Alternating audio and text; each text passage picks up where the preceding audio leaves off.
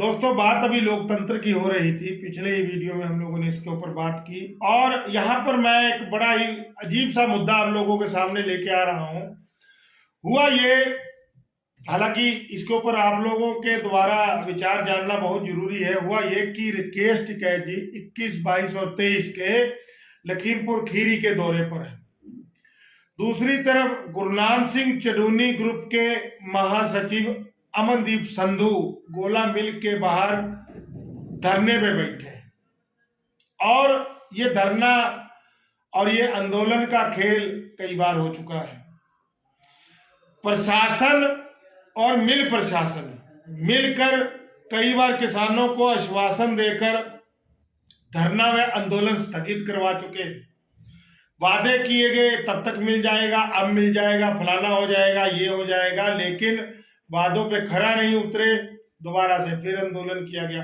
अब यहाँ पर मैं जो आपके सामने बहुत बड़ी बात लाना चाह रहा हूँ, बाकी आप लोग समझदार हैं, विनती है चैनल को सब्सक्राइब करिएगा, बेल आइकन के बटन को दबाइएगा। अब सुनिए पूरी बात क्या हुई है कि इस बार चुनाव संहिता के मद्देनजर, कोविड गाइडलाइन के मद्देनजर टेंट लगाने की परमिशन भी नहीं दी गई किसान नेताओं को।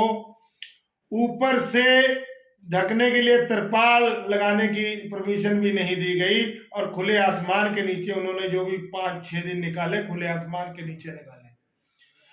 अब यहाँ पर ये बात हम बताना चाहेंगे कि क्या हम लोगों की जो भावनाएं हैं वो बिल्कुल खत्म हो गई हैं। हम लोगों के विचार जो है वो मूल्यहीन हो गए हैं कि जैसे पहले वो आंदोलन करते थे तो बीच के अंदर प्रशासन और मिल प्रशासन ने उनसे वादे किए, आंदोलन को स्थगित करवाया और आज समय जब पूरी शीतलहर अपने पूरे प्रकोप पर है तो इन नेताओं को टेंट लगाने की परमिशन नहीं दी गई। और अब भी क्या हुआ ये भी हम आपके सामने खुले में बताना चाहेंगे। अब ये हुआ कि किसानों के खातों के अंदर कुछ भुगतान आ गया है और कुछ भुगतान 2 फरवरी को आने की बात कही गई है। और यहां पर अमनदीप संधू ने यह बात कही है कि 2 फरवरी तक अगर भुगतान नहीं तो आंदोलन दोबारा से। दोस्तों, सबसे पहली बात, कोई भी किसान नेता या कोई भी प्रशासनिक अधिकारी या कोई भी मिल का अधिकारी इस चीज का उनको पता है कि कल को भुगतान आएगा कि नहीं आएगा, इस चीज का एहसास हो जाता है। लेकिन अभी अगर ये जो कुछ पेमेंट वहां पे डाली गई है ये एक रेगुलर पेमेंट के रूप में है, तो अमनदीप संधू ने फिर आंदोलन स्थगित क्यों कर दिया? और अगर मिल वालों के ऊपर विश्वास है, क्योंकि यही अमनदीप संधू थे जिन्होंने डीएम साहब के नाम पर चेक लेके दिया था और कहा था कि हमारे को मिल वालों के ऊपर विश्वास नहीं है, और प्रशासन को चेक मिलने के बावजूद भी कुछ नहीं हो पाया था। दूसरी जो सबसे बड़ी बात दोस्तों उभर के आ रही है वो ये आई है कि राकेश टिकैत जी लखीमपुर के दौरे पर हैं। उस दौरान मिल वालों ने किसानों का भुगतान किया। दूसरी बात जो उभर के आई है, राकेश टिकैत जी ने तिकुनिया कांड के बाद मध्यस्थता की थी किसानों की और प्रशासन की, और उस समय ये बात तय हुई थी कि किसानों के ऊपर मुकदमे नहीं बनेंगे। लेकिन अब किसान जो है जेल में है और उन्हीं की मौजूदगी में 3 किसानों को क्लीन चिट दे के रिहा किया गया। उसके अलावा दोस्तों जो बात आई है कि राकेश टिकैत जी मृतकों के घर पे भी गए हैं और जो व्यक्ति जेलों में उनके घर पे भी गए हैं, और वहां पर लोगों को अपील की गई है कि भाई जैसे अभी एक व्यक्ति के घर पे, हम कल भी हमने आपको बताया कि उनके घर पे गए थे तो उस लड़के के ऊपर लोन वगैरह था, वो विदेश जाना चाहता था, इसलिए उसने पैसा कर्जे पे लिया था, कर्जा लिया था पैसा। तो वहां पर उन्होंने कहा कि लोगों से विनती है कि सब लोग इकट्ठा होकर इनका कर्जा उतार दें। तो दोस्तों ये रूपरेखा, ये सिस्टम समझ नहीं आया। हालांकि मैं भी एक आम चैनल की तरह या एक आम मीडिया प्रवक्ता की तरह कह देता कि देखिए प्रशासन ने पेमेंट दिलवा दी है और अब उम्मीद है 2 फरवरी को भी हो जाएगी, ये है वो है।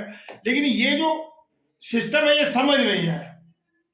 हम लोग जब हमारे ऊपर मिल वाले हमारे से वादा खिलाफी करते हैं तो हम लोग बाद में फिर फटाफट किसानों को कहते हैं देखिए हम लोग आपके लिए ठंड में बैठे हैं, ऊपर से हमको टेंट नहीं लगवाने दिया जा रहा, आप गन्ना मत लाइए, ये है और वो है।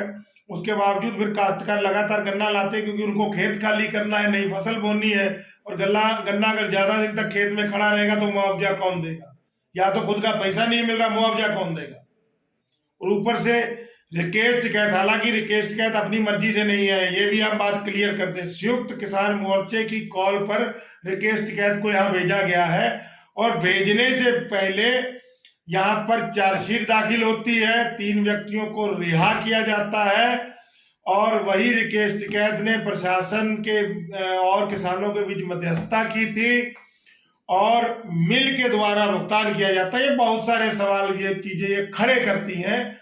अब दोस्तों बाकी आप समझदार हैं, ज्यादा हम अपनी बात को नहीं कहेंगे।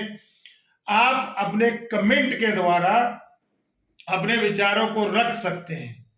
क्या प्रशासन और राकेश टिकैत का यहाँ आना और संयुक्त किसान मोर्चे का सब कुछ अंदर खाते तय था?